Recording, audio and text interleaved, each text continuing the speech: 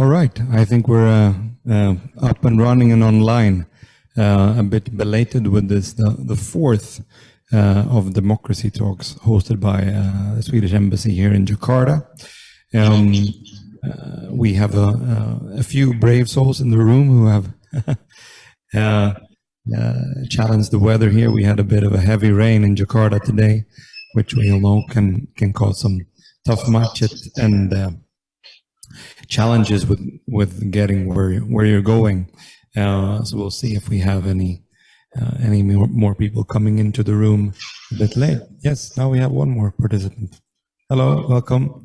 But I know we also have some people online waiting.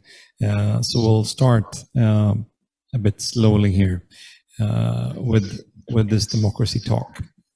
And just to introduce myself to everyone in the room and also online, my name is Gustav Dahlin. I'm the Deputy Head of Mission here at the Swedish Embassy in Jakarta.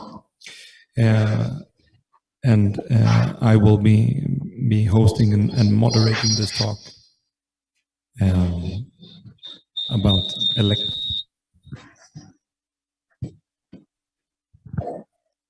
Let's see if I dare speak into the mic now. The feedback seems to be gone at least. So I will be hosting this fourth democracy talk on the theme of elections. And the reason we thought it would be pertinent to bring up this subject in this democracy talk is that we have recently had elections in Sweden, parliamentary elections, where we have a result, but we're waiting to see what result or what government that results in. Discussions and negotiations are ongoing in Sweden, and I will come back to that in a little while. And then, of course, even though it's a while more until it happens, the talk of the town in Jakarta and in Indonesia are the upcoming elections here in 2024. So what we're going to talk about today is what role elections play in a democracy, and why they are so important in essence. Before I come back to that subject, I'd like to introduce the two participants that we have on the panel today. One, as has become customary for us. Hello, welcome. One in the room and one joining us online Zoom. So in the room, we have Ninis from Perludem. I will let you introduce yourself and your organization a bit further on, or more elaborate, but Perludem is the Association for Election and Democracy, an independent non-profit organization that conducts research, advocacy, monitoring, education, and training in the areas of elections and democracy for policymakers, organizer, participants, and for voters. So you're in essence doing everything for everyone who is interested in democracy and elections. And then online, we should have with us Pa Adi from International IDEA, just to check technically that you can hear us and that you're with us, Pa. Yes, I can. Yes, I can hear you. Hope you can hear me. Very good. And we hear you loud and clear and see you now and well. Good to see you, Pa. So Adi is the Senior Program Manager of International IDEA, which is not a Swedish, but a Sweden-based intergovernmental organization with a mandate to promote and advance democracy worldwide. And what International IDEA does is to contribute to the public debate on democracy and assist in the strengthening of processes, reforms, institutions, and actors that build, advance, and safeguard democracy with a focus on electoral processes, constitution building, and political participation and representation. Welcome, by the way. Good to see that some people are dropping in here for this important discussion. I thought Ninis and Adi, before I get into talking a bit more about why we wanted to talk about elections here today, and I talk a little more about the Swedish elections, that I'd give you the chance to introduce yourselves a bit more. So, Ninis, if I can ask you to take the floor and introduce yourself and your organization a bit. We're doing a quick change of mics here. Check. Okay. Okay, my name is Hoironisa Nur Agustiati, but just call me Ninis. I am from Perludem, Perkumpulan untuk Pemilu dan Demokrasi. Perludem is a non-government organization. Our office is in Tebet, Jakarta Selatan. Okay, that's all. Quick and efficient. Thank you very much. And if I give you the same opportunity, Pak Adi, to introduce yourself and International ID a bit more. Thank you very much, Gustav.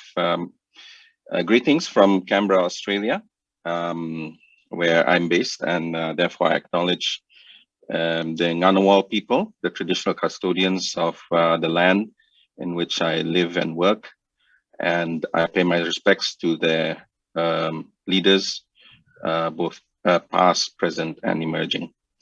As Gustav rightly mentioned, International IDEA is a Sweden-based intergovernmental organization, which means it is actually owned by different states, and Sweden and Indonesia are actually two of the 33 member states that we have. And it is the headquarters is in Stockholm, Sweden, but I'm working at the Asia and the Pacific Regional Program office here in Canberra, Australia. And thank you very much for having me. And I am Indonesian, hence my my batik shirt here. And I'm very honored to be invited to speak, not only because we're talking about my country, Indonesia, and also about my passion and expertise, which is elections, but also because I have a strong connection with Sweden, having lived there for almost 4 years, and yeah, it was a great experience being there. And yeah, International IDEA is being supported by Sweden very strongly, and we are very appreciative of that.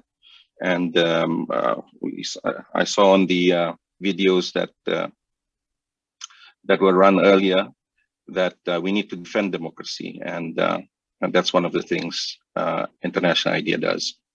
Back to you, Gustav. Thank you.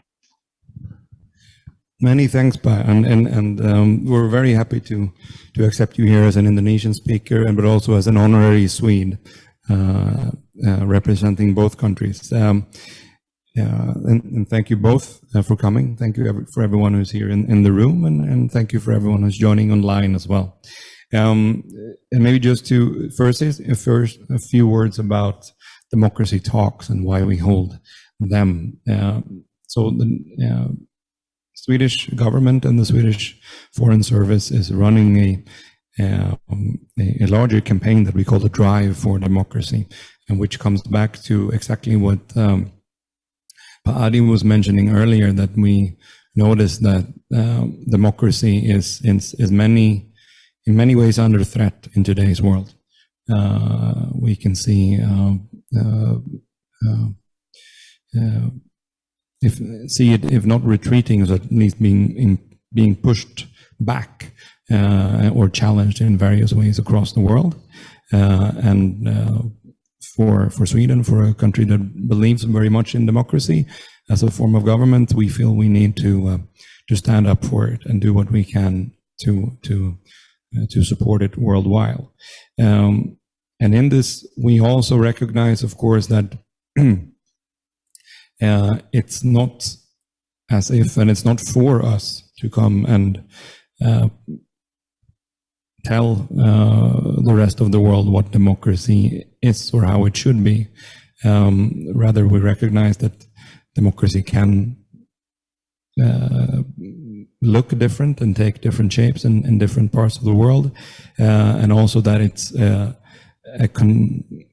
continuously evolving and developing concept, and that not least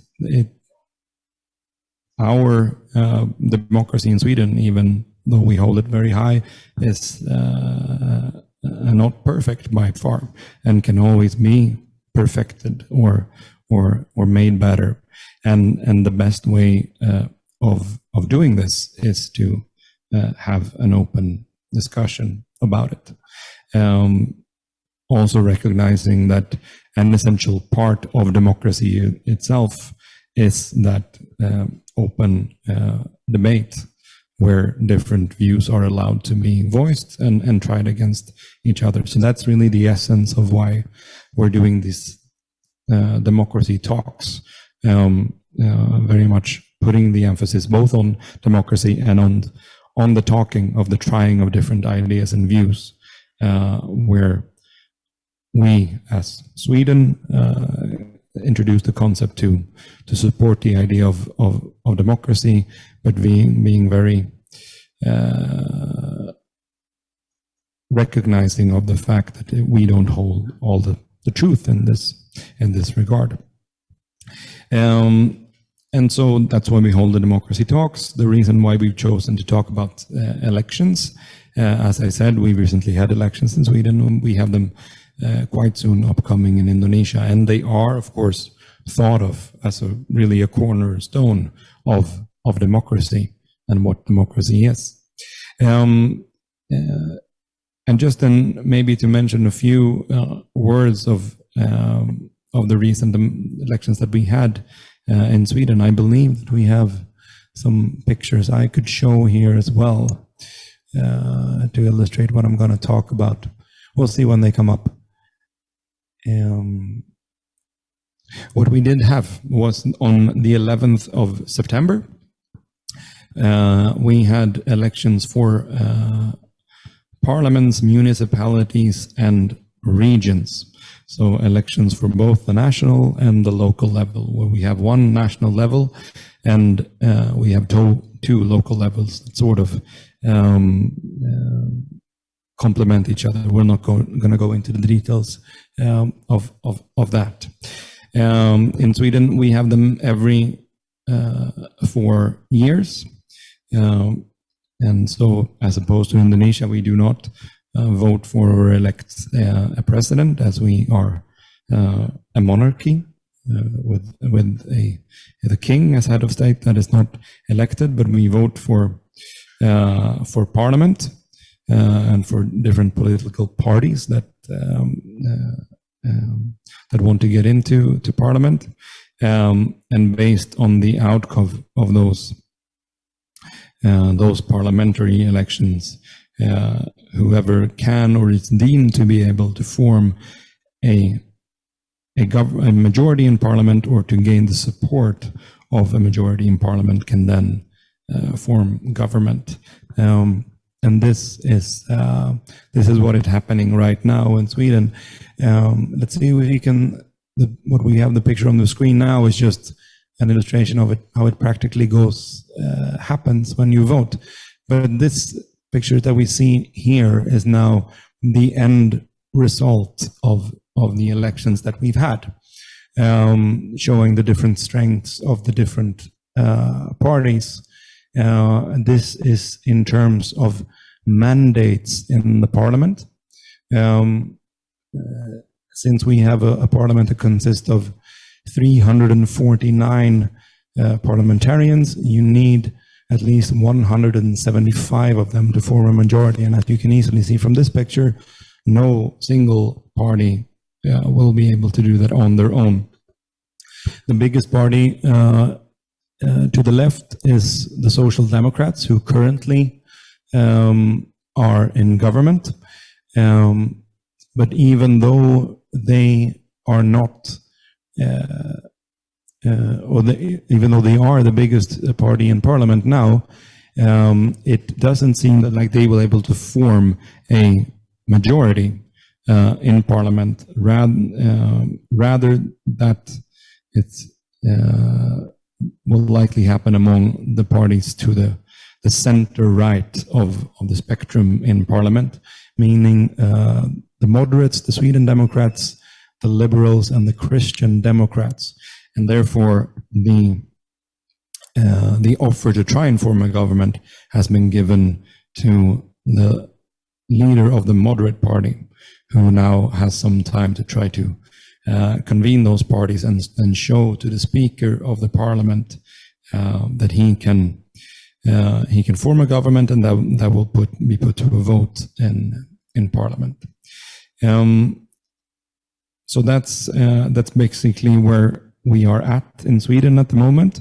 The leader of the Social Democrat Party, who is our prime minister, she has already conceded that she lost the election. She has handed in her resignation to the Speaker of Parliament, but she will stay as caretaker prime minister until Parliament has elected the new prime minister and the new government has seated. So that's how Swedish democracy or elections work, in a sense.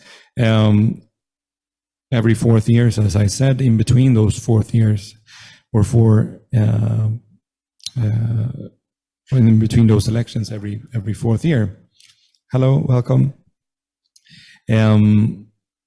There is very little voter or citizen influence over politics, and maybe this is something we'll come back to later when talking about models of direct democracy. I feel I've lingered quite long now on the Swedish elections. I just wanted to give you that context. Happy to come back to that subject and answer any questions anyone might have. Just one last thing to note, and we'll come back to this as well. Even though voter participation in Sweden is very high and has traditionally been so, I think Adi will come back to this. This year we had a slightly less voter turnout than the previous elections, and that's also something that can be interesting to discuss.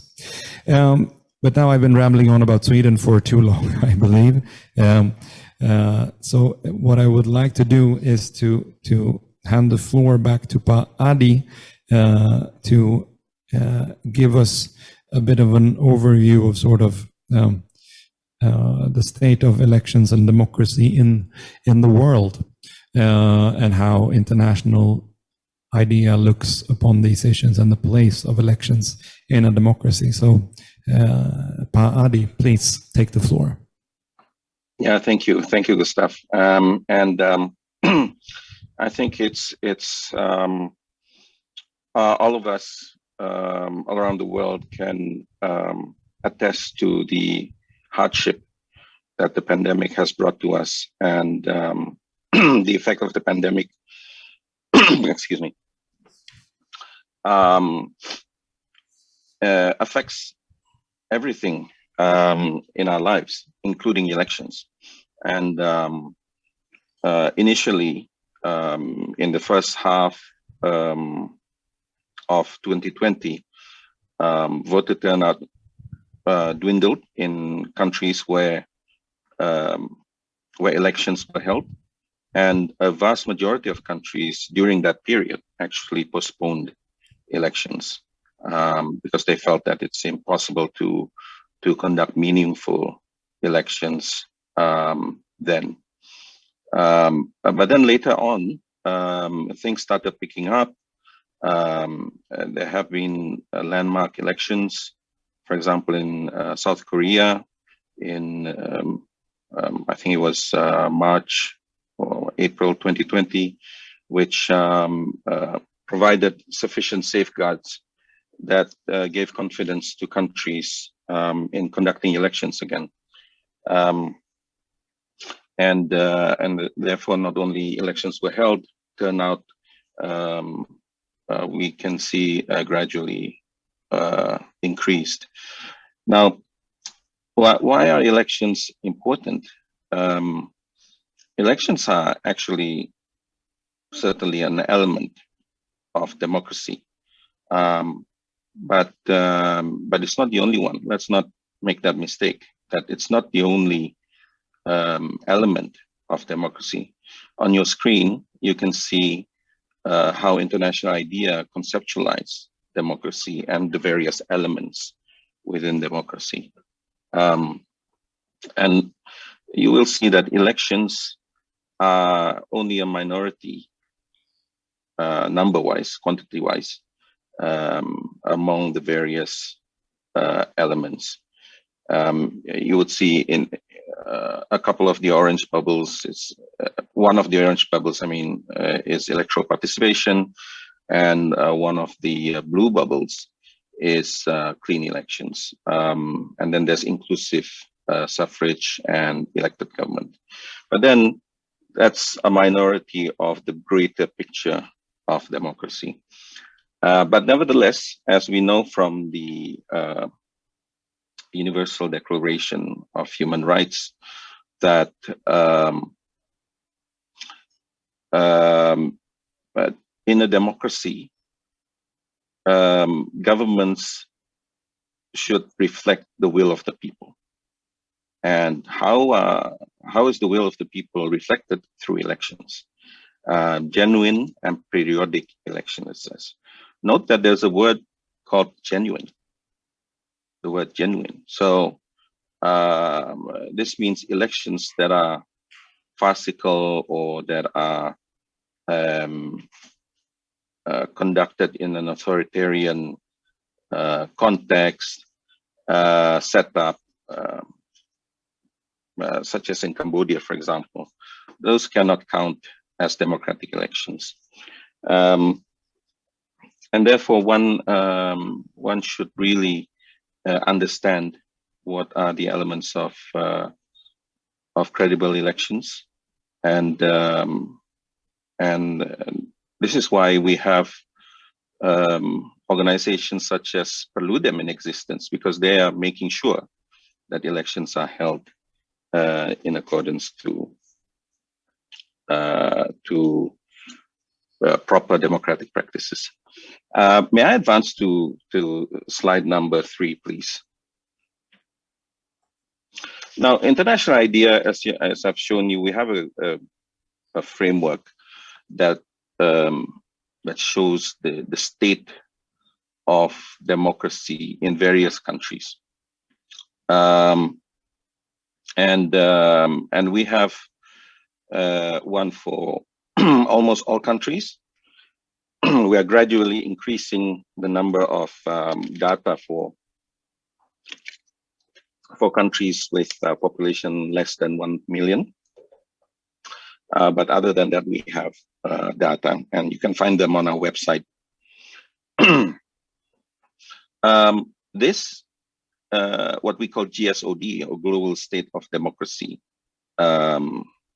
indices, is a composite index, which means that we bring together, I think, 14 different indices and combine them quantitatively and come up with a composite index. Now, based on those numbers, then we create these so-called country profiles, which you see on your screens.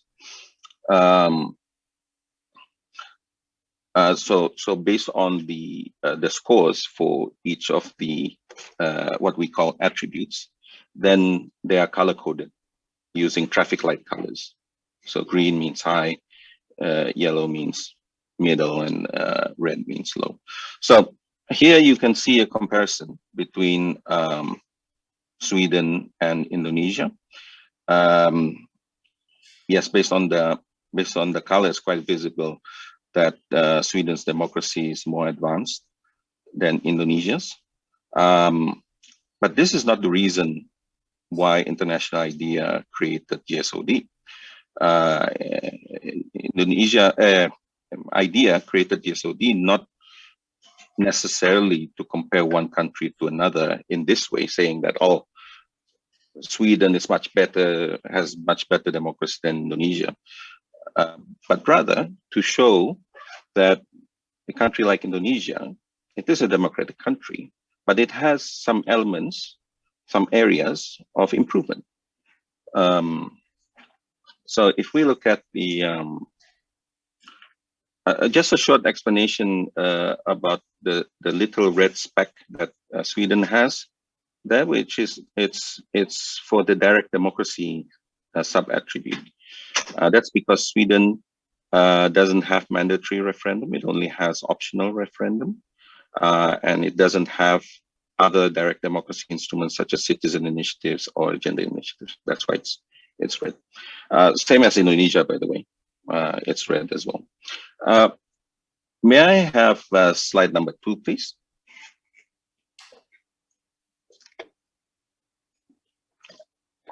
So let's look at Indonesia more closely. And this is a comparison between 2015, which is about 7 years ago, with the current data. And mind you, current data is from 2021. 2022, we don't have data yet because it's still running. We're still in 2022. So this is last year's data, but was released in June this year. So we can see here that there is a slight change, which is where representative government is.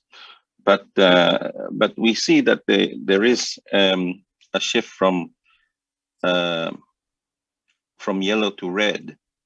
If you can see on the about 4 or 5 o'clock in the circle, social rights and equality. So it has gone down, and this is based on the heightened tension, social tension, and threats towards pluralism that we see in Indonesia. And this is based, as I said, it's a composite index, so it's based on the various indices that we have seen. And then quite chronically, Indonesia has a problem in corruption. So you can see in the on the left-hand, lower left-hand side corner there, and corruption affects democracy. Let's face that. And so, if Indonesia wants to continue calling itself a democracy, it needs to combat corruption, among others. Yeah.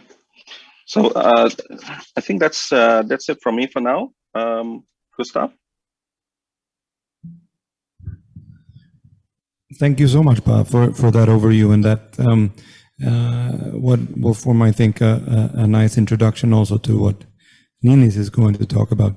Let me just recognize that we have quite a few audience members coming in. I'm very happy to see that the room is filling up, and also to reassure you that even though me and the panelists are speaking a lot now, we will let the audience, both physically here in the room and also online, in later with questions, and we can probably go on a bit longer than the allocated time to make sure that we have time for all the questions.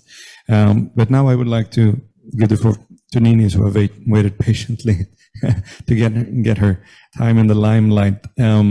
But it'd be interesting to hear you talk a bit more about your work, not least in the run-up to the elections in 2024, and if you recognize what Pa Adi was talking about now, and how you might be working with those challenges here in Indonesia. So the floor to you. Okay, thank you, Pak Gustav. Hi, everyone. May I go to the slide number 3?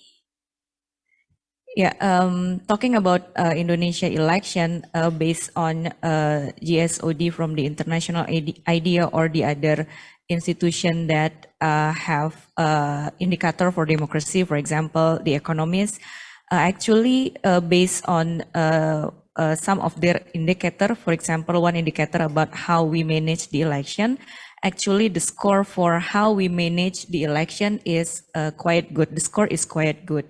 So I think that why Indonesia is still categorized as democratic country is because we are fairly good enough in managing our election.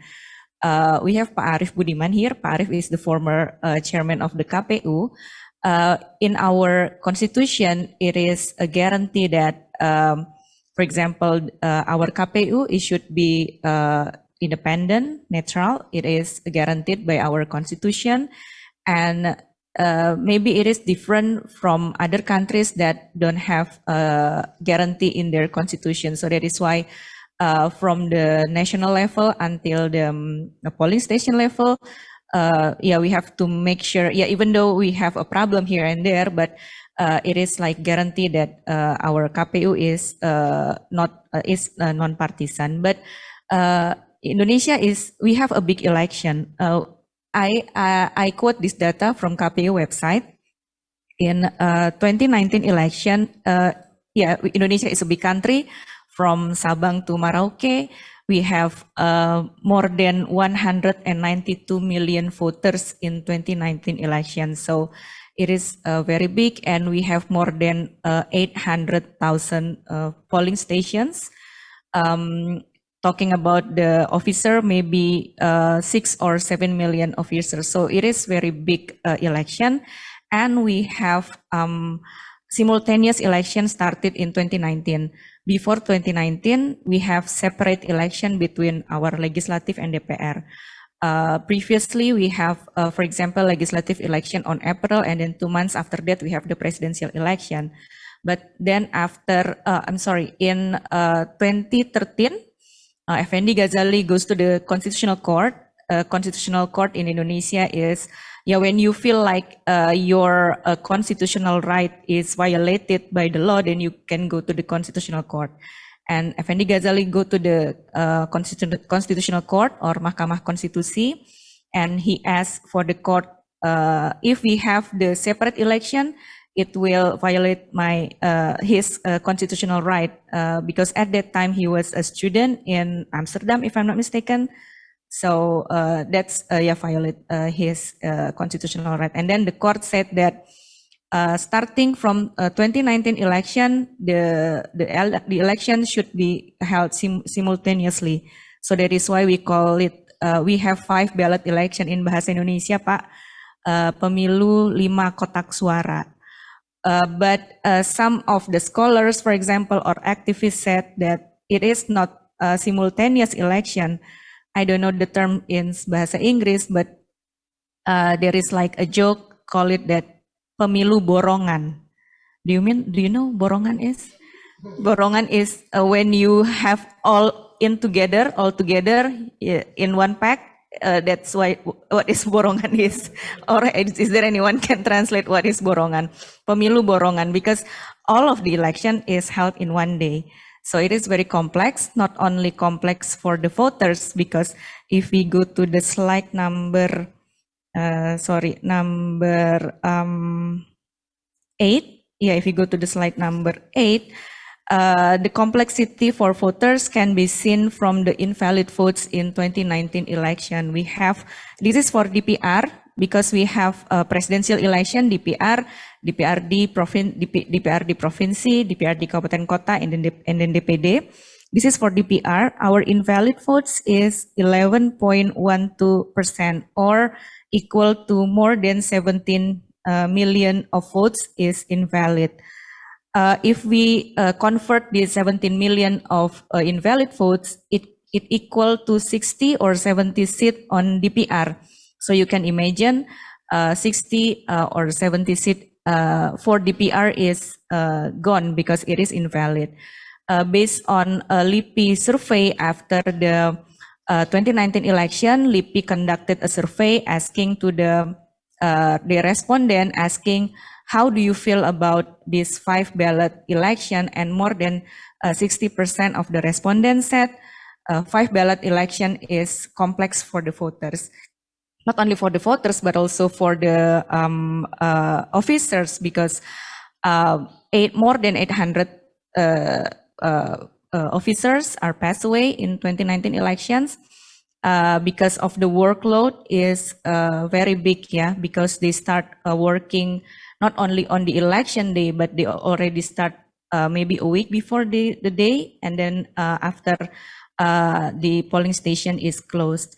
And for 2024 election, since we are not revising our law, the law is the same, law number 7, 2017, It means that there is no revision on the system of the law. We are going to have a 5 ballot election on February 14 on Valentine's Day, Pak.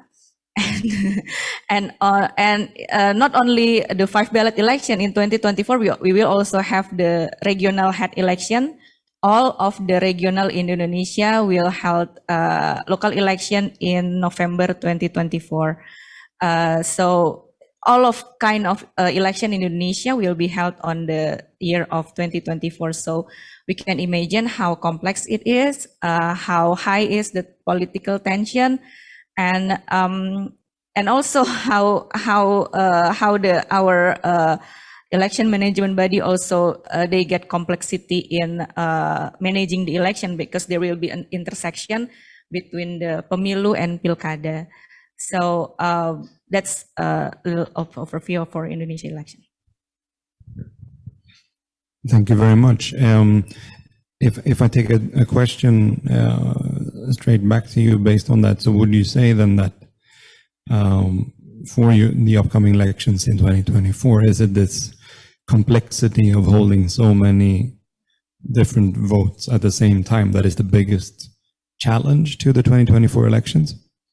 Yeah, because we combine 5 ballot simultaneous election, and then we also have the open proportional system, which it means that not only the logo for the political party that is on the ballot paper, but also we have the candidates, and our district magnitude is also big.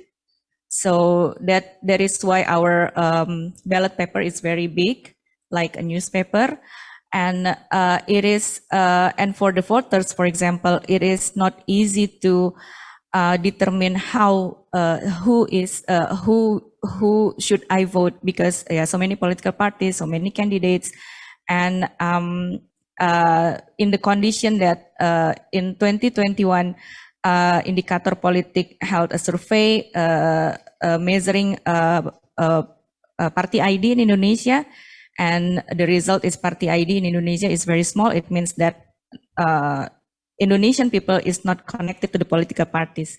It's different with America, in the US, where people can say clearly, I am Democrat or I am Republican. But in Indonesia, we are not connected with the political parties. So that is why it is hard to who should we vote, because it is very big election. And other challenges, for example, from 2019 election or back to 2024 election, the issue of disinformation is become very massive in Indonesia, and the impact is the polarization in the society. Even though the election is already 3 years ago, I think Pak Arief here is still accused as an actor that is not fair in holding the election. If we go to the KPU social media, hate comment or hateful narration is still attack the KPU. That's the impact of disinformation.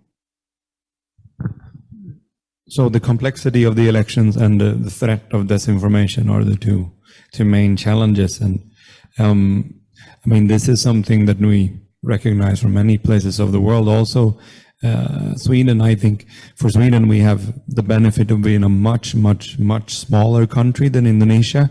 So it's easier to conduct the election for 10 million people than it is for almost 300 million people. And also we're not spread out over as big a country. At the same time, of course, and I just checked actually the percentage of non-valid votes in the recent Swedish elections was around 1%. So that's I think the global average for invalid votes is around 3 until 4%. So it is pretty high in Indonesia. Yeah, it sounds like it. And that's of course something that that can then threaten to erode the trust in the system as such. And I know this was something that the three of us spoke a lot about when we were preparing for this talk, the importance of of the trust and the confidence in the system in order to give it legitimacy. Another element there, if of course you touch upon it, is disinformation and polarization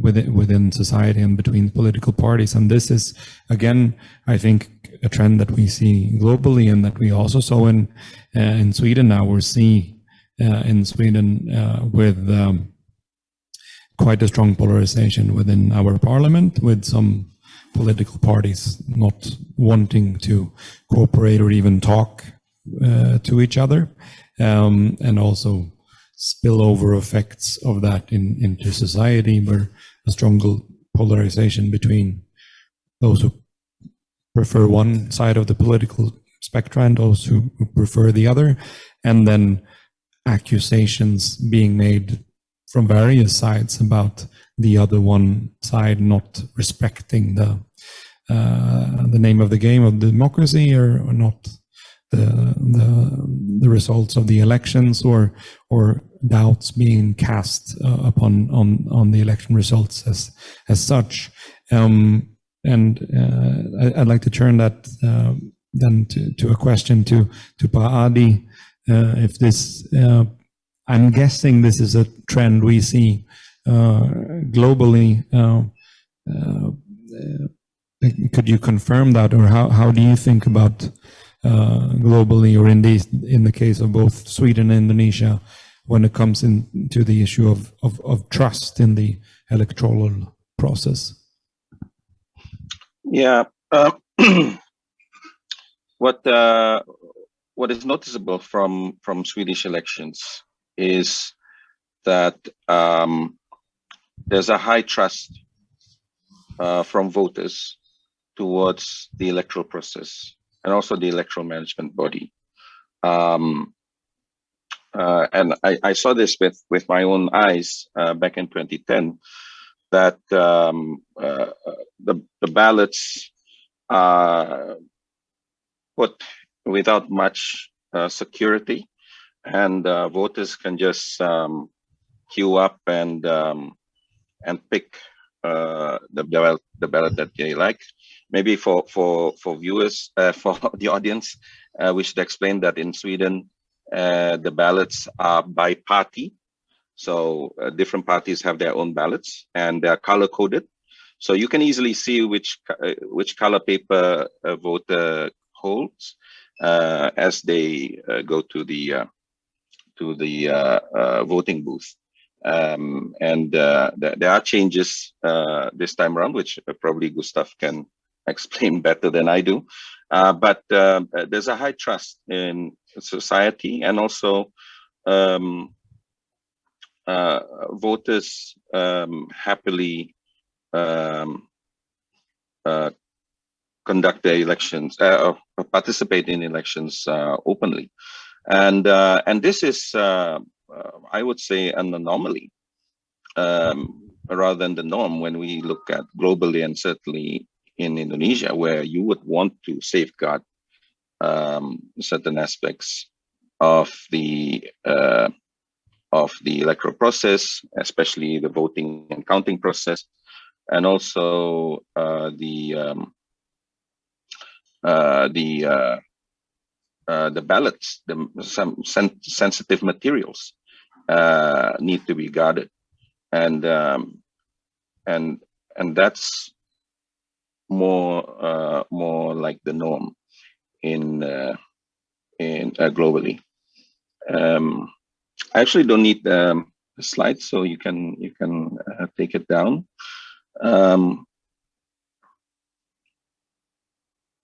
Yeah. So if you would need to see or assess electoral processes on a contextual basis. Yes, there are certain international best practices that you can follow, but for the nitty-gritty, you do need to look at each country more specifically. Ninis raised earlier about voter turnout. mind you that the electoral system of Sweden and Indonesia are the same. Yes, there are different small aspects to it, but it's both open list proportional representation system. The ballots may be different, but the high discrepancy or difference in the level of invalid votes between Indonesia and Sweden is quite alarming. 11% is, as Nini said, it's much higher than the world average, and certainly much higher than Sweden's. When technically, I would say it's harder to fill out a Swedish ballot than an Indonesian one, because in Swedish ballot you need to write down, if I'm not mistaken, the name or the number of the candidate. Whereas in Indonesia, all you need to do is find it's all there. The name of the party is there, the name of the candidate is there.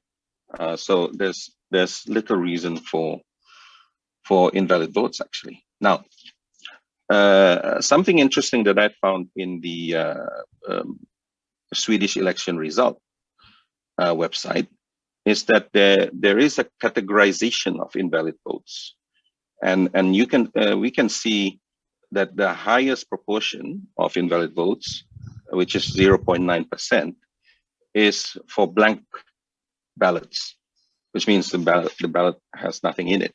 That's why it's invalid.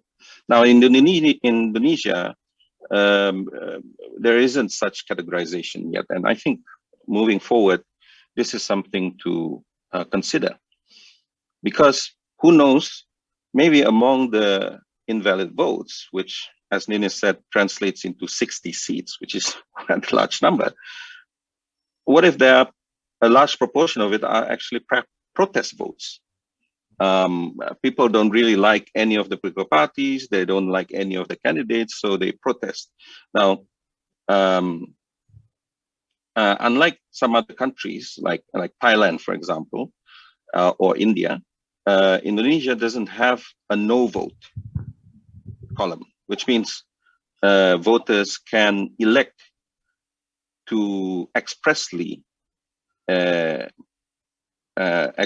vote for a no vote, which means or nota, they call it, none of the above. So I think this is something Indonesia can consider for the future, so that it's a vote as well. To vote none of the above is actually a vote as well. So something to consider to allow voters in doing so. Thanks, Pa. And just since you mentioned the details of the results of the Swedish election, I brought them up here. And it is indeed the case that when it comes to the non-valid votes, they are divided in different categories. So 0.96% of the votes, of the total vote, was a blank vote. So it was an active choice by the voter to vote blank and essentially vote none of the above. Whereas 0.02 were invalid for voting for parties that weren't running or don't exist. And 0.09 votes were invalid because of other reasons, and that might have been that there was something wrong with the vote itself, and you could question its legitimacy, or it was not clear what the intent of the voter was. So it's indeed true that most of the non-valid votes in Sweden are still an active choice by the voter to vote blank and protest in that regard. Ninis, would you want to comment on anything that Pa Adi just said about how things work in Indonesia or in Sweden? Because in Indonesia, actually, if we talk about the wasted vote, not count the votes that is not counted, actually we can categorize as invalid votes. That and we also have a parliamentary threshold, also 4% in Indonesia, same like in Sweden. It is also high, the number of the voters who votes for the political parties that is not past the 4% is also high. So if we sum for the invalid votes plus the votes that goes to the political parties that is not past the parliamentary threshold, maybe it is around 20 million of wasted vote. And also talking about the people the voters who didn't come to the polling stations, because we don't have the data, because there is some factors why people don't go to the polling station. For example, they maybe they have the intention not to come to the polling station, but also we call it as an administrative factor. For example, he or she is voters, but because of administrative thing, for example, they don't have the national ID, then they are not registered to the voter registration, so they can go to the polling stations. It still happen in our election, even though now if your name is not registered in the polling station, in the voter list, but you have the national ID, you still can go to the polling station directly, but you have the limited time. You can go to the polling station 1 hour before the polling station is closed. But yeah, since there is like information disorder too about this regulation, because of this regulation, sometimes people think that as long as I have the national ID, so I can go anywhere polling station. But the fact is not. You can go to the polling station based on your address. So for example, if I live in Tebet, Jakarta Selatan, then I can only go to the polling station in Tebet, Jakarta Selatan, not in Kebayoran or in other kelurahan, for example. So yeah, if we talk about the people participation, voter turnout, voters who go to the polling station, it increasing since 29 election. It increased every election. Also in our 2020 Pilkada, when we have Pilkada in the COVID situation, the voter turnout is also high. So I think the homework for our EMBs now is should not only have attention on bring people to the polling station, but also to make sure that they go to the polling station and then they know how to vote. So increase the number of the invalid votes, because I can conclude that it is now easier, quote unquote, to bring people to the polling station, because from the data, people are willing to go to the polling station. 81% in 2019 election, our voter turnout is 81%. And I mean, in such a big country, in such a spread out country, seems to me at least like a very impressive number. And other thing that strikes me now that we're talking about this is this balance you need to strike on one hand of making it simple and understandable to vote, to know, to register as a voter, to know how to conduct your voting, and also know what you want to vote for and how you do that. So the simplicity on the one hand, and on the other, of course, having enough safeguards within the system so that you can be sure that the vote is legitimate and that you don't have voter fraud, and that it is the actual person's vote who is cast that will also then be counted in the election, and that this is not always an easy balance to strike. One example we can give from the recent Swedish elections is that even though we've had both great voter turnout and great confidence in the system, and also apparently scoring high according to International IDEA, one issue that we've been criticized on is that when you come to the voting station and you are to gather your ballots for the different parties, before you've done that in the open in front of all the other voters, and hence voter confidentiality has been at risk of being compromised, because if you don't want to show to anyone else what you're going to vote for, you need to pick ballots for all the parties in the different elections and bring to where you cast a ballot in order so that it's not obvious who you're going to vote for. We were criticized for this in our last parliamentary election. It was an attempt this year to rectify that by making it so that you would pick your ballots in a separate room, so you would be it will be confidential. That, however, led to the whole process taking much longer time. So there were long queues at some voting stations in Sweden. Allegedly, some people had to queue for something like 2 hours to cast their votes. This is a long time by Swedish standards. And apparently that also made some people give up and go home and not cast their votes. So in an attempt to make the voting more secure, it seems that some people then in essence lost the right to vote because they in the end did not have the time. As an illustration of how difficult this balance is to strike, and how this is something that we struggle with as well. I'd like to move on though to another point, picking up on two things that you said, Pak Adi, in your opening remarks, and things that you showed. In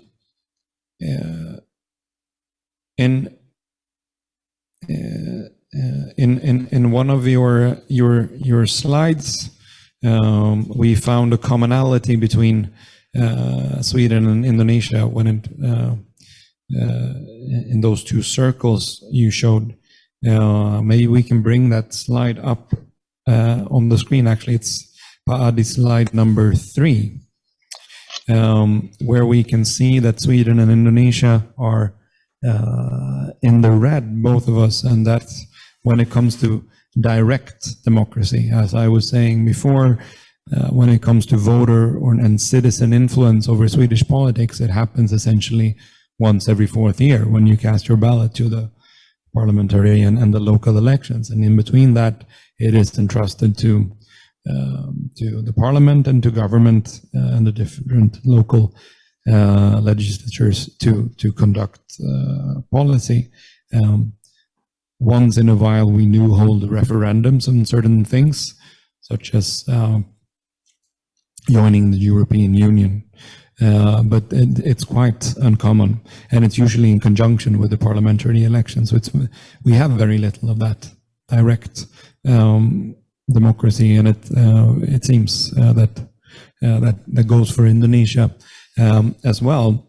So on the one hand, you can then argue that there's a democratic deficit there, that citizens might maybe not have as much influence as they should have. On the other hand, Adi, also you said that we should not think of democracy as only consisting of elections, that there's so much more to democracy in just elections. So maybe if you, Pa, could start with elaborating a bit on that. Is there a danger, do you think, or are we at danger of diluting democracy only to be about elections, and why is that dangerous, and how do we balance that against maybe wanting more citizen influence in the form of direct democracy? Yeah, thank you for that question, Gustav. And yeah, the approval slide is already showing here that there are many facets of democracy. There are many elements of democracy, and elections are just a few of it.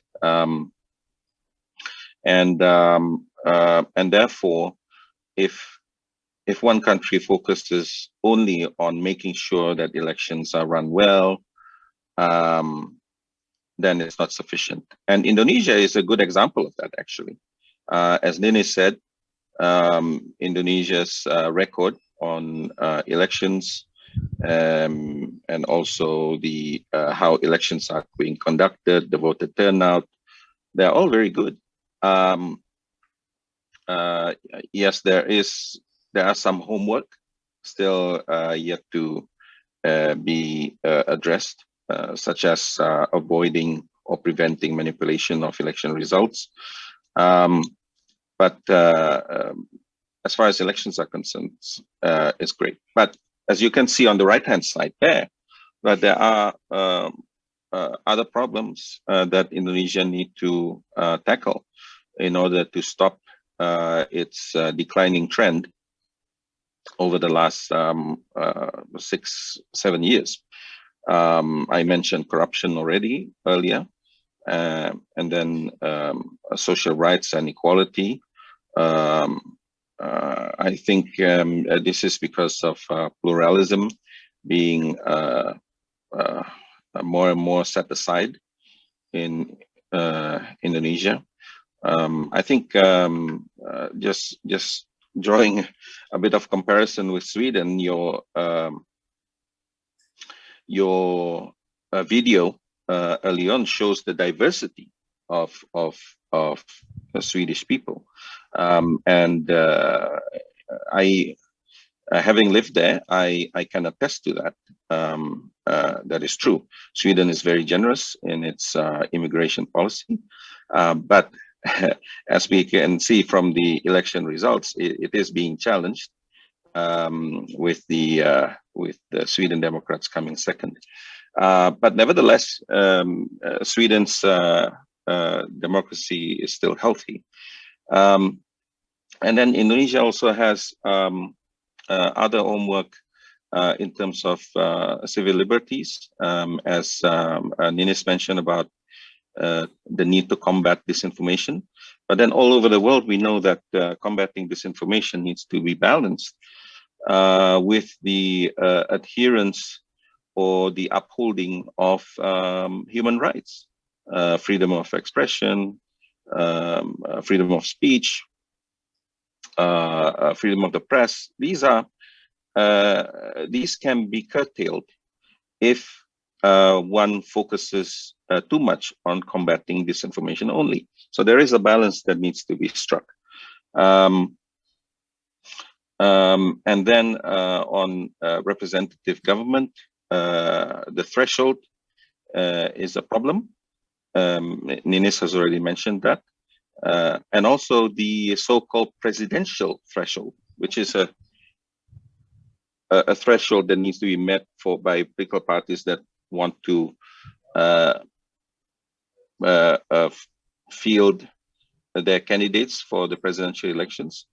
That's also seen as pretty high comparatively, and that limits the right to be elected, which both the Universal Declaration of Human Rights and also the International Covenant for Civil and Political Rights, ICCPR, have guaranteed. And Indonesia is a signatory of both. So does Sweden, of course. So this is something that needs to be considered by Indonesian lawmakers to ensure that there is sufficient representation in government and also sufficient rights within people to run in elections. Yes, there can be limits, but even limits have a limit in which they can be imposed. Yeah. So I think I'll stop there for now, Gustav, unless you want me to elaborate some on some things. No, thanks, Pa. I think I'll let Ninis come in here as well, and on the topic of direct democracy or voter or citizen influence your thoughts about that in an Indonesian context. Is that a deficit here, or is it enough for people to cast their votes every 5th year? Yeah, even though we don't have a direct democracy to promote something on policy or something like that, but there is a room for us as a citizen, for example, excuse me, to go to the Constitutional Court, for example. If I may go to my slide number, number 11. Number 11. Perludem as an organization is maybe one of organization that have concern on election that often go to the court, because we feel like, yes, we do advocating a policy on the process of the legislation. We advocate to the political parties, to the member of the parliament, but sometimes what we are advocating is not become the law. So when we feel that the law is violating our rights as a citizen, then we go to the court, even though it's like a way out if we feel we are not satisfied with the election law. We in Perludem until now have been go to the court 20 times. And it's not Perludem by Perludem alone, but also collaborating with other organizations. And even though not all of our challenge is accepted by the court, we only have two judicial review that is completely granted by the court. And we have 5 judicial review that partly granted by the court, and 6 were rejected, and 5 is not acceptable. But now we can say that there is situation when we feel like the legislative process is not open, meaningful participation from the people, then we still have other room, even though there is also a homework for the court here and there. But at least, for example, about the candidate who have the background as corruptor, we go to the court with Indonesia Corruption Watch, because we feel like in Pilkada there was a local head, there is a bupati that has a background as corruptor, and then he is caught by the KPK, and then after he is released by the jail, and then he run again for the bupati, and then elected again, and then do the corruption again. So that is why we go to the court. We said we cannot be like this. It should be like a regulation. So if you have if you are a corruptor, then you want to be a bupati, wali kota, gubernur, there should be a time at least. Actually, when we go to the court, we ask the court to at least have 10 years the transition time before you are registering yourself as a candidate. But then the court said the transition time is 5 years. So that's what one of the example of our judicial review. And in the 2020 election, there's a kabupaten in Bovendigul, if I'm not mistaken, Pak Arief, that the one of the candidate is ex-corruptor, but then based on the court decision, he cannot run for the election. But then because of the situation, now he is nominated, and then he got the most votes, and then we go again to the court, and then the court is banned his nomination. That's one example, because because we see that our law is not maybe that is why if we see the GSOD that is presented by Mas Adi, that the absence of corruption is in the color of red, because the situation is like that.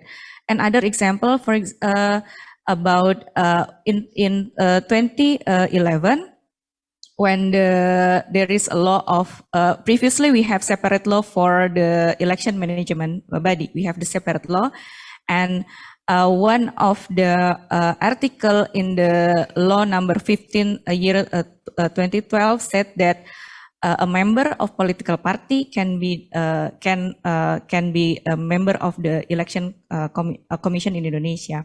And then we go to the court, and then court said no, because in the constitution said that should be independent and so on and so on. So that. Even though we don't have the direct democracy, but we still have the room, even though not all of our proposal is granted by the court. Yeah. Okay, so that's interesting. So you seem to be a people then to take a lot of things to court, and you also have a tendency to hold a lot of protests as well. Would you take that as a sign that there is that people have low trust in the system or high trust in the system, that they feel and need to go to court and protest because they don't trust the system, or that they feel that they have the ability to influence the system by voting, protesting, and going to court? Yeah, because sometimes in the legislation process, there is a lack of meaningful participation. Yes, the DPR, for example, inviting academia or CS or representative to give them input, but sometimes when for example, an academia or CS or representative give an insight that is not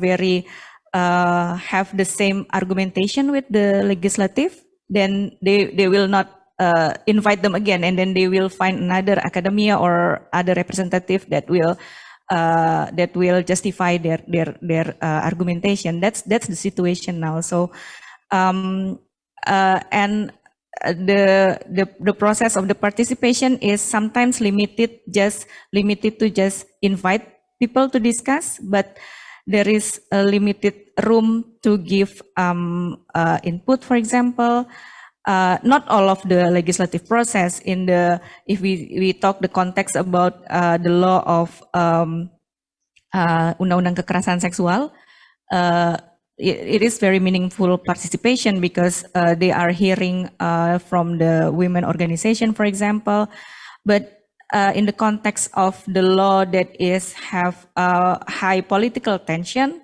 sometimes they don't open the discussion much more than we are expected. So that is why the court is like, the way out to this situation.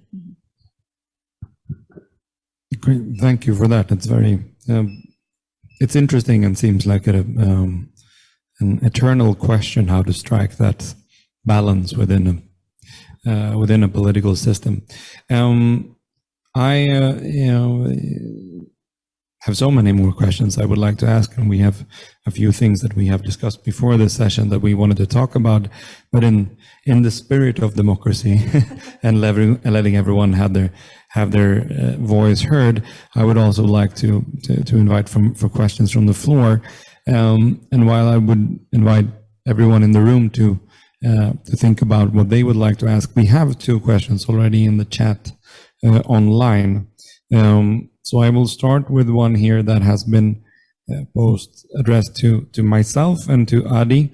I don't know, Adi, if you may be able to see it in the chat box, but it goes like this. How does the Sweden Democrats' triumph in the election reflect Sweden's democracy? Or does it reflect growing intolerance, division within the country? How can Indonesia learn from this? And just to give context for those who don't know it, even though the Social Democrats, the traditionally biggest party in Sweden, still is the biggest party in the Swedish parliament, the biggest growth for the last few elections and years have come from the Sweden Democrats,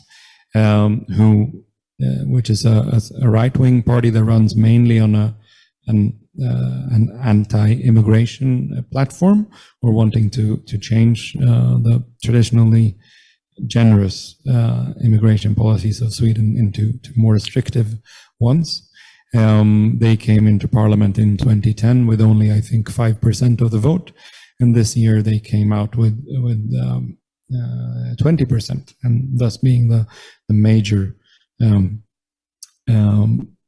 the major party on that side of the spectrum, and the major opposition party to the Social Democrats.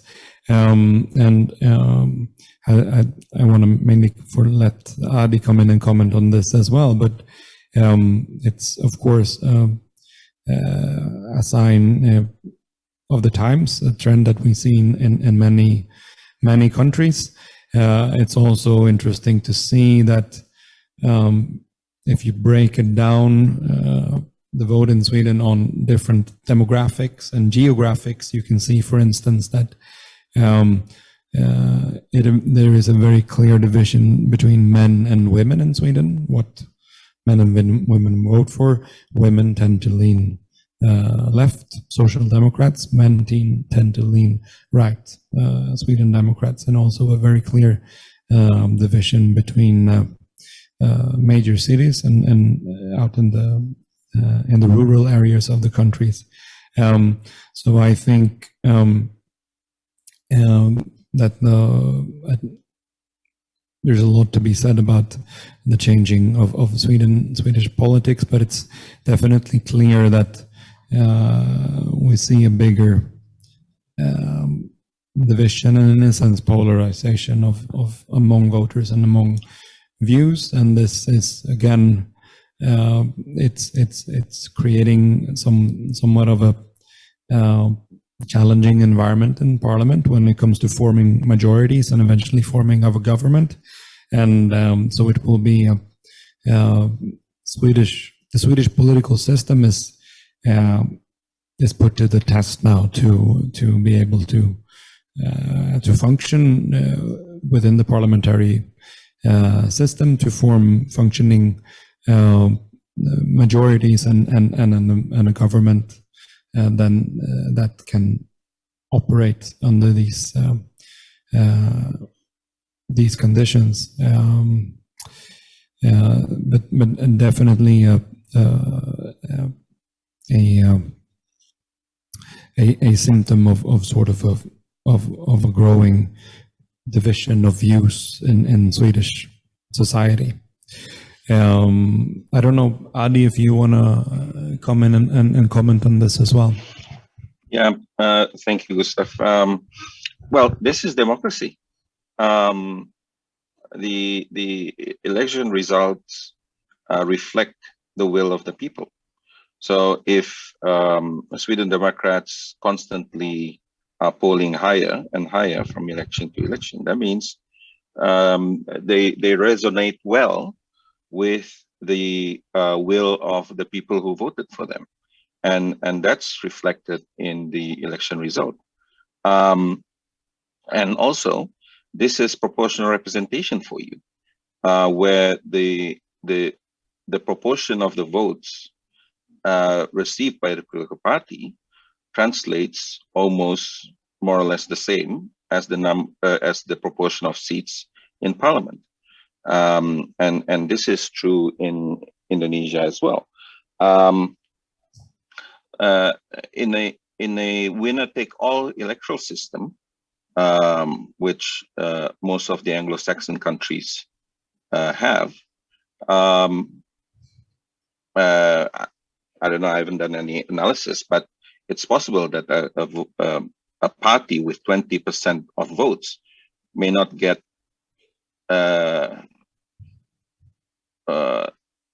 seats as much, for sure. But also, it's possible that they don't get any seats at all in a parliament. So this is the phenomenon that Swedish electoral system is able to pick up and also able to allow the will of the voters to be reflected in the election results and also in parliament as much as it can be. And I would say Indonesia is on the same boat. As I mentioned, Indonesia has the same electoral system.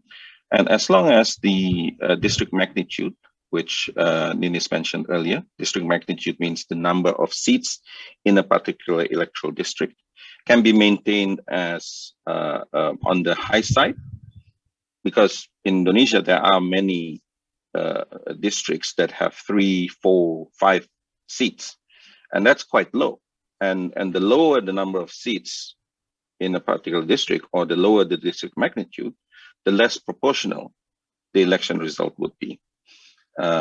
So in Sweden, I believe the number of seats per electoral district are quite high. I think in the teens or in the 20s, even if I'm not mistaken. I haven't really checked. But that means the result can be as proportional as it can be. Thanks, Pa. And no, I agree with you there. I think at least that can be said about the Swedish system, that it usually turns out, in terms of seats in the parliament, it turns out very, very well proportionally according to the vote and also the geographical distribution of the vote. And as I said, the process of forming of government is ongoing, and it remains to be seen how well that can also reflect the will of the people, as it were. One more question from the Zoom room before we let the live audience in here, and this has been posed to Ninis, and it's on the topic that you raised in the beginning of our discussion. And it goes like this: how can the workload be eased for election officials in Indonesia's elections? What are the measures for well-being of the officials, that is health, taken by the election commission?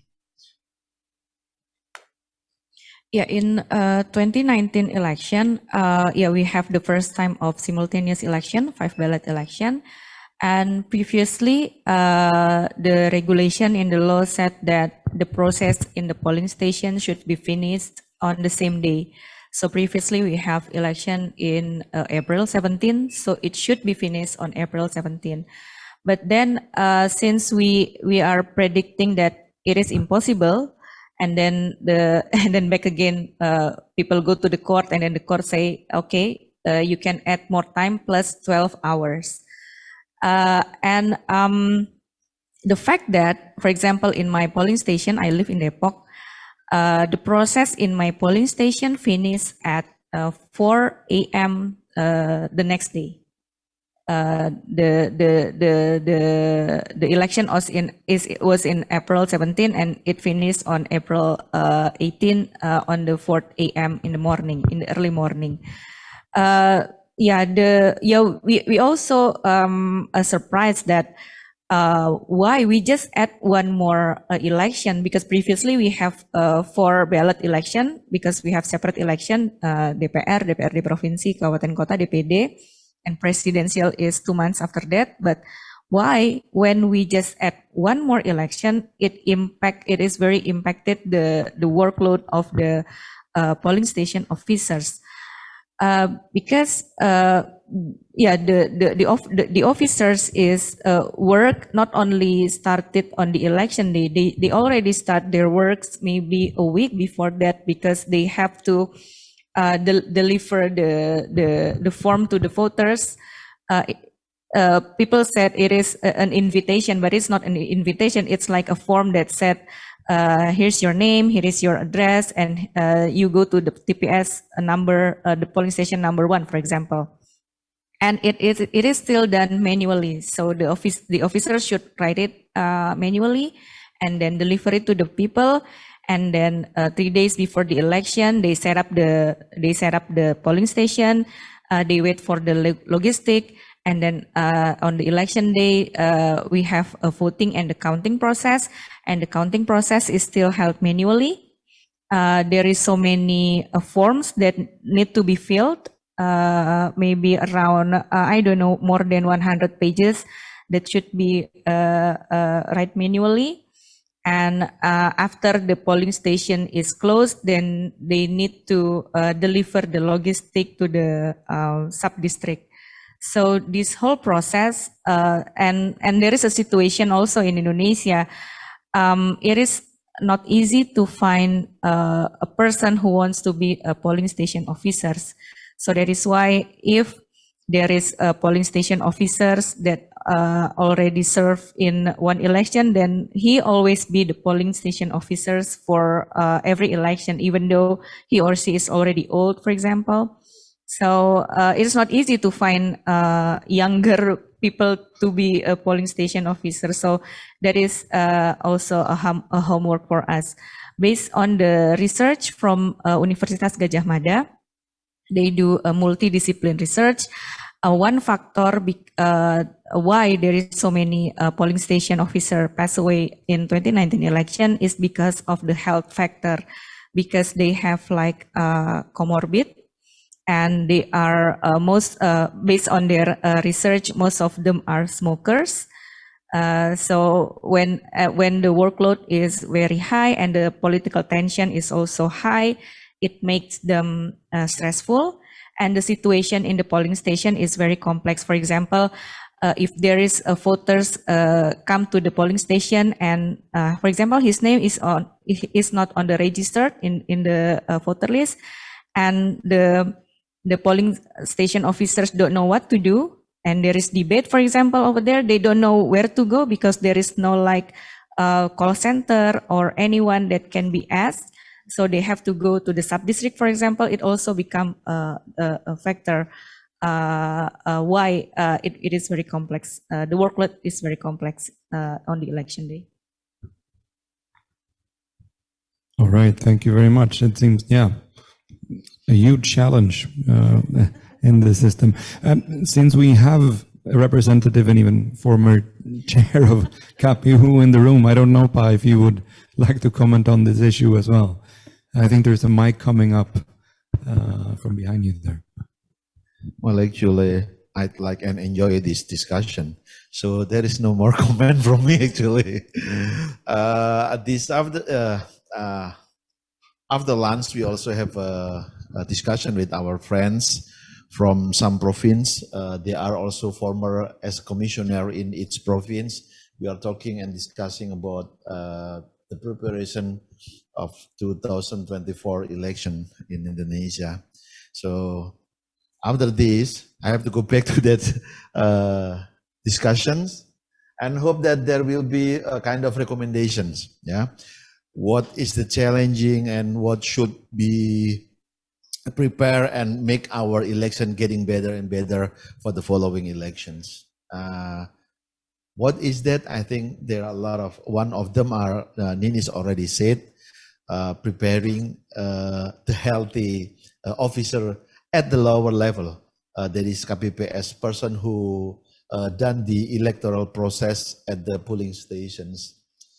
And next 2 months, I'm going to Stockholm, have a discussion about this.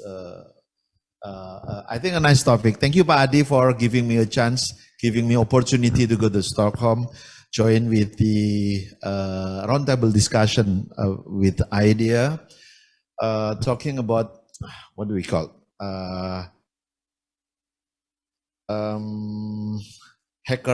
hacking, and what do we call it? Online aggressions, something like that. Especially to the electoral official. Is it make me afraid? Is it make me not more independent and something like that? What is the effect of that kind of hate speech and something like that? I think I do not have more comment about our preparations for 2024, but from this discussion, I think there are a lot of points I can get and share to the others. Thank you very much, Gustav. Well, thank you, Pan. And glad to hear that you found this discussion helpful. And I'm sorry, and I'm very sorry that I have to leave this discussion earlier because I have to go to join the other places. Thank you very much. Thank you. See you, Pak Adi. Oh, see. Thank you very much. Maninis, thank you. I think he sees you. Thank you for joining us, and no worries. I mean, we're already running over time, so you're not leaving early. But I still, since I promised, I'd want to also give the chance to people in the room to ask any questions. Is there anyone? I see a hand up there. So if we can get a mic over there, Natasha, to the back of the room. Thank you, Excellency. Before that, I can ask in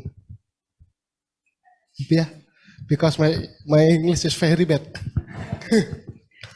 Baik, untuk Ibu yang ini, pada tahun 2019 kita melihat ya Bu, bahwa banyak sekali golput dan juga politik-politik yang digunakan seperti politik yang menjatuhkan.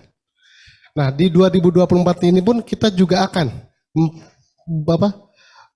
berhadapan dengan golput, dengan mungkin seperti tadi yang Pak itu sampaikan masalah hack-hackan dan segala macam bentuk hal yang tidak akan kita mengetahui di tengah kondisi yang semakin ini. Pertanyaan saya ya, bagaimana cara bagi saya mahasiswa ya Bu, terutama sebelumnya saya mahasiswa, untuk mencegah hal ini dari tahun ini Bu, agar di 2024 tidak menjadi hal yang begitu booming. Dan juga kita kan keinginan kita mengurangi angka-angka yang tidak itu kan ya Bu. Oke, itu aja Bu. Terima kasih. Nama saya Mulyo dari Mustopo.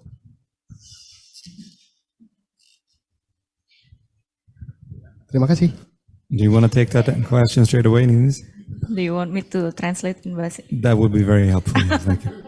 Okay, he asked about the high number of people who are not going to the polling stations, and there is a situation of political identity in Indonesia, and generation to tackle this situation. Okay, do you want me to answer in bahasa Indonesia or in English? You do as you please. Oke, Mas siapa tadi namanya? Mulyo, 2019 ikut pemilu Mas? Oh ikut baru sekali berarti ya? Oke, he just joined the election first time on 2019 election. The number of the young voters for 2024 election is around 60%. So majority of our voters on next 2024 election is young voters. Jadi apa? So I think I can mix in bahasa Indonesia and in English. Please do. Okay. Ya, bicara soal golput ya Mas, seperti yang tadi didiskusikan bahwa memang memilih di Indonesia itu kan hak ya, bukan kewajiban. Voting in Indonesia is a right, not an obligation like in Australia. It is right for us. So ya tergantung kita kan mau milih atau tidak. Nah tapi ketika kita tidak datang ke TPS, ada potensi surat suara yang tidak kita pakai itu dimanipulasi. Jadi when we are not going to the polling stations, there is a potential manipulation of our papers, ballot papers, because it is not used. So if the officers want to cheat, then they can use our papers to they can cast ballot in our papers. So jadi tadi disampaikan bahwa kalau di negara lain ada kolomnya, misalnya kolom kosong gitu ya, misalnya di surat suara ada partai politik namanya, terus ada satu kolom putih gitu untuk ya kita punya ekspresi di surat suara itu. Nah tapi di kita kan tidak gitu ya, jadi mungkin orang lebih memilih nggak datang ke TPS, tapi ya tadi situasinya kalau kita nggak datang ke TPS, itu bisa digunakan gitu ya, surat suara itu bisa dipakai karena misalnya gini. Partisipasi kita kan 81% ya orang yang datang ke TPS, artinya ada 20% orang yang tidak datang ke TPS. Nah bisa dibayangkan kalau 20% surat suara yang nggak dipakai itu dimanipulasi gitu. Kan cukup lumayan ya 20% suara. Tadi aja 11% itu invalid votes setara 60 kursi. Kalau 20% dimanipulasi kan lebih tinggi lagi. Nah itu yang, jadi ketika kalau posisi saya kalau memang merasa nggak kenal atau nggak puas dengan calon-calonnya ya tetap datang ke TPS tapi diekspresikan di TPS gitu kan, mungkin mau dicoblos semuanya, atau kan ada meme ya, misalnya kita lihat meme ini isinya koruptor semua gitu misalnya ya, tapi datanglah ke TPS gitu supaya minimalisir surat suara kita yang nggak kepake itu dimanipulasi. Nah, bicara soal hoax, disinformasi, I told you before that the problems in Indonesia is we still don't have the regulation about how to specifically about campaign in social media. Yes, we have the regulation, but it is limited to membatasi jumlah akun. Jadi the regulation that we have is limit the number of the account from the candidate in each social media platform. If I'm not mistaken, every platform they have 20 accounts. So in Facebook 20, di Twitter 20 dan sebagainya. But the problem is not on the number of the account, because the formal account, akun-akun resmi, will not have the hate speech content kan. Mereka pasti ya kontennya konten-konten yang normatif aja gitu. The problem is ada konten-konten yang isinya adalah buzzers katakanlah, yang seperti yang Mas Adi tadi sampaikan. We also don't want to limit the freedom of expression if we regulate the social media freedom of expression. The problem is it is not transparent. Who is paying for the buzzers? How much money they spend for hiring the buzzers, for example? And how is the buzzers targeting the users of the social media? We don't know about that. Jadi buzzers ini ada di ruang yang gelap gitu ya. And even though there is a political ad in social media platform, it is not reflected in the campaign finance report. So for example, di Facebook itu sebetulnya ada campaign ad ya. Jadi misalnya kita tahu they spend money, for example, 100 million in Facebook, but it is not reflected on the campaign finance. Jadi masalahnya kan pada di situ gitu. Nah, tadi pertanyaannya, what can we do gitu ya? Saya rasa our focus is not only when the disinformation is already there, tapi kita juga bisa melakukan sesuatu ya sebelumnya gitu, sebelum disinformasinya ada. Salah satu caranya adalah istilahnya is pre-banking gitu ya.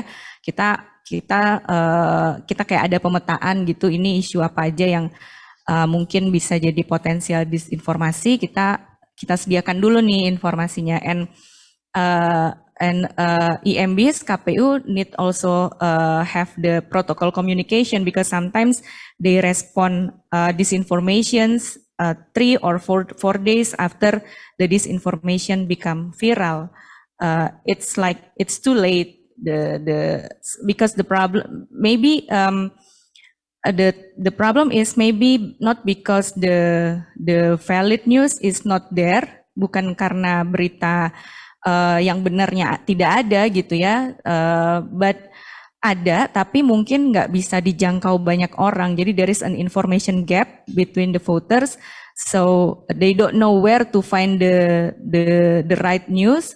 So when they get broadcast message, for example, ya itu yang dia percaya gitu ya, karena informasinya nggak ada. Thank you so much, both for the answer, for the translation also. And just to highlight the fact that these issues of campaign financing, transparency around that, how to balance, the essential freedom of expression and information against disinformation and so on. This is something that we struggle with in Sweden as well.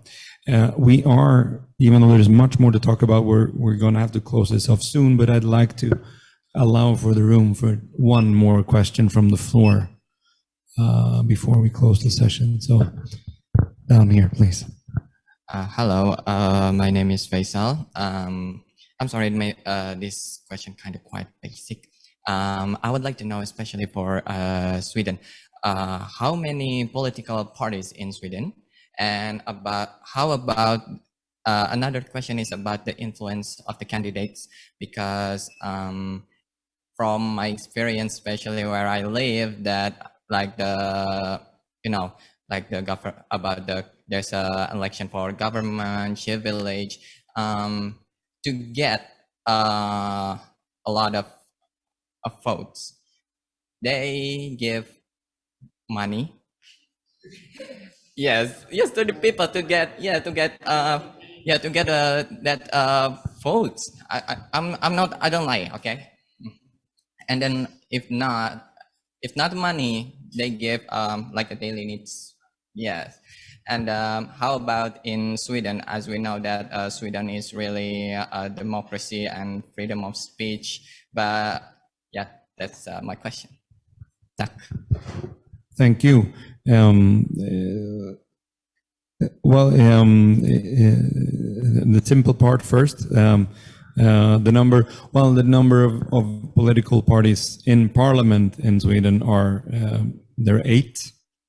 Then we had a picture up of them before, and so there are 8 of them. They're essentially or have come to be divided into two different political blocks, one to the center left and one to the center right, in a simplified way of explaining it. And this then, of course, provides then for us, and also what Adi was talking about before, since we also have a proportional system, that at least hopefully you have a good representation of the will of the people, so to speak, in parliament.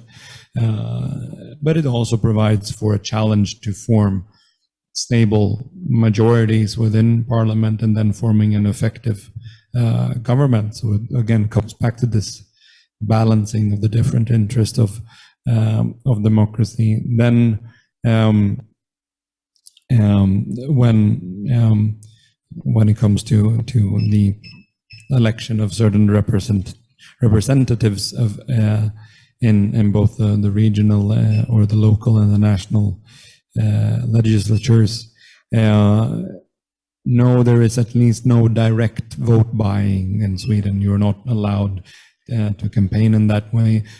Then again, as I said before, we also face our challenges when it comes to, of course, campaigns are conducted in Sweden, and there are different organizations that finance these campaigns that have interests in various parties succeeding, and the parties themselves have different kinds of or volumes of financial means to conduct campaigning. But we also have a system in Sweden whereby if you have certain political support, or if you've received previously a certain amount of votes in the elections, then you also get financing from the state to the party as a way of is the idea, at least, of ensuring a free, fair, and transparent democracy in that sense. I hope that answered the question somehow. Thank you. We are way over time, and we're also I think about 5 minutes ahead of my boss, the ambassador, returning to what is essentially her home. So we need to conclude the discussions for now. I just want to maybe one last time open the floor also to primarily to Adi, who is, I hope, still with us on link. If there's any last things you want to say from Canberra before we round off this discussion. Yeah, thank you. Yeah, I just want to chip in a short answer to the question about vote buying, and we believe the prerequisite to vote buying is the non-transparent political finance. how political parties receive funding, how political parties use their funds, how campaigns are being funded, where do these money and daily needs come from, which the questioner was mentioning. All this needs to be put in the open through a transparent and accountable political finance system. And Perludem is doing a lot of research on this actually in Indonesia. And this is something that we need to support and continue pursuing. Just to recap, in any democracy, there are bound to be problems. There's no perfect democracy. But then one needs to be conscious of the shortcomings and need to make a concerted effort to make sure that these problems are resolved and the quality of democracy in the respective countries continue to advance. And we've heard from Ninis that Indonesia is doing so, and in the case of Sweden, we talked about votes secrecy earlier, that it's not sufficiently safeguarded as the international best practices demand. And Sweden has tried to provide solution to this, but as you mentioned, Gustav, earlier, that it resulted in some voters going away because of the long queues. But at least that's one example of trying to keep improving and keep advancing its electoral process. And this should be the spirit, that we shouldn't feel down when our democratic processes are not perfect or there are problems with our elections. We should keep our spirit high and focus to finding solutions to the problems and challenges. And once again, thank you for having me and having International IDEA on this democracy talk. To the Swedish Embassy in Jakarta, we're very much appreciative of that, and hopefully we can participate in future episodes. Thank you. Thanks to the audience for tuning in and listening. Thank you so much, Pak Adi, and I think that will suffice very well for sort of the concluding remarks of this endeavor. And I can only agree in my thanks to everyone who has participated. I think it was a great illustration of our ambition with these democracy talks, that they are indeed part of an ongoing discussion to hopefully further and make better both our democracies and indeed democracy as a global endeavor. So thank you, Pak Adi, for concluding like that. Thank you, Ninis, for your participation and engagement. And thank you for everyone who came today and joined both here physically and online. So with that, I think we conclude this fourth democracy talk of the Swedish Embassy in Jakarta. Terima kasih. Thank you so much.